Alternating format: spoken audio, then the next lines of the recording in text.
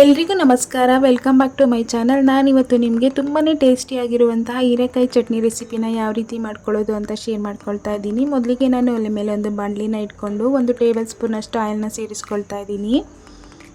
Oil ಬಿಸಿ ಆಗಿದ್ದಾದಮೇಲೆ 1 table spoon ಅಷ್ಟು ಕಡಲೆ ಬೀಜನ ಸೇರಿಸ್ಕೊಂಡಿದ್ದೀನಿ. ಹಾಗೆ ಒಂದು ಅರ್ಧ ಟೇಬಲ್ ಸ್ಪೂನ್ ಅಷ್ಟು ಕಡಲೆಬೇಳೆ, ಇದ್ರ ಜೊತೆಗೆ ಒಂದು 1/4 ಟೇಬಲ್ ಸ್ಪೂನ್ ಅಷ್ಟು ಉದ್ದಿನ ಬೇಳೆನ ಸೇರಿಸ್ಕೊಂಡು ಚೆನ್ನಾಗಿ ಫ್ರೈ ಮಾಡ್ಕೊಳ್ಳೋಣ. ಹಾಗೆ ಇದ್ರ ಜೊತೆಗೆ ಸ್ವಲ್ಪ ಜೀರಿಗೆನ ಕೂಡ ಸೇರಿಸ್ಕೊಂಡಿದ್ದೀನಿ.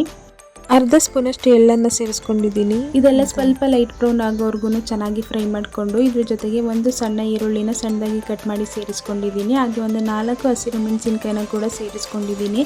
ಈ ಚಟ್ನಿ ತುಂಬಾ ಟೇಸ್ಟಿಯಾಗಿರುತ್ತೆ, ನೀವು ಒಂದ್ಸಲ ಟ್ರೈ ಮಾಡಿ. ಇದೆಲ್ಲ ಫ್ರೈ ಆಗಿದ್ದಾದಮೇಲೆ ಇದ್ರ ಜೊತೆಗೆ ಒಂದು 4 ರಿಂದ 5 ಬೆಳ್ಳುಳ್ಳಿನ ಸೇರಿಸ್ಕೊಂಡು ಹಾಗೆ ಫ್ರೈ ಮಾಡ್ಕೊಳ್ಳೋಣ. ಇದೆಲ್ಲ ಚೆನ್ನಾಗಿ ಫ್ರೈ ಆಗಿದ್ದಾದಮೇಲೆ ಒಂದು 5 ರಿಂದ 6 ಎಲೆಗಳಷ್ಟು ಕರಿಬೇವಿನ ಸೊಪ್ಪನ್ನು ಕೂಡ ಸೇರಿಸ್ಕೊಂಡಿದ್ದೀನಿ. ಹಾಗೆ ಇದ್ರ ಜೊತೆಗೆ 1 ಕಪ್ ಅಷ್ಟು ಹೀರೆಕಾಯಿನ ಈ ಥರ ಸಣ್ಣದಾಗಿ ಕಟ್ ಮಾಡಿ ಸೇರಿಸ್ಕೊಂಡಿದ್ದೀನಿ. ನೀವು ಹೀರೆಕಾಯಿ ಬದಲಾಗಿ ಹೀರೆಕಾಯಿ ಸಿಪ್ಪೆನ ಯೂಸ್ ಮಾಡಿಕೊಂಡು ಸಹ ಈ ಚಟ್ನಿನ ಮಾಡ್ಕೊಳ್ಬೋದು.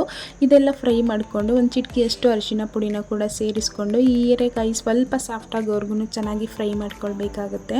ಹಾಗೆ ಇದ್ರ ಜೊತೆಗೆ ಒಂದು ಸ್ವಲ್ಪ ರುಚಿಗೆ ತಕ್ಕಷ್ಟು ಉಪ್ಪನ್ನು ಕೂಡ ಸೇರಿಸ್ಕೊಳ್ತಾ ಇದ್ದೀನಿ.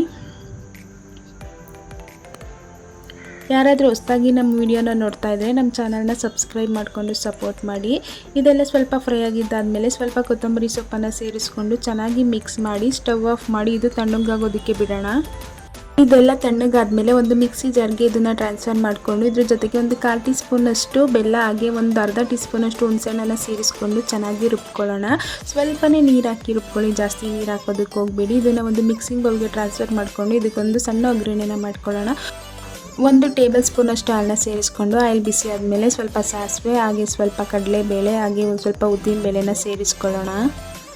ಹಾಗೆ ಇದ್ರ ಜೊತೆಗೆ ಒಂದು ಒಣಮೆಣಸಿನಕಾಯಿ, ಹಾಗೆ ಸ್ವಲ್ಪ ಕರಿಬೇವಿನ ಸೊಪ್ಪನ್ನು ಸೇರಿಸ್ಕೊಂಡ್ರೆ ಒಗ್ಗರಣೆ ರೆಡಿಯಾಗುತ್ತೆ.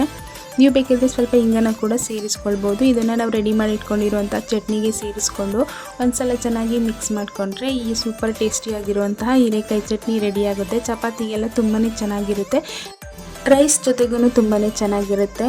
ನೀವು ಒಂದ್ಸಲ ಈ ರೆಸಿಪಿನ ಟ್ರೈ ಮಾಡಿ. ಈ ವಿಡಿಯೋ ಇಷ್ಟ ಆಗಿದ್ರೆ ಲೈಕ್ ಮಾಡಿ, ಶೇರ್ ಮಾಡಿ, ಕಮೆಂಟ್ ಮಾಡಿ. ನಮ್ಮ ಚಾನಲ್ನ ಸಬ್ಸ್ಕ್ರೈಬ್ ಮಾಡಿಕೊಂಡು ಸಪೋರ್ಟ್ ಮಾಡಿ.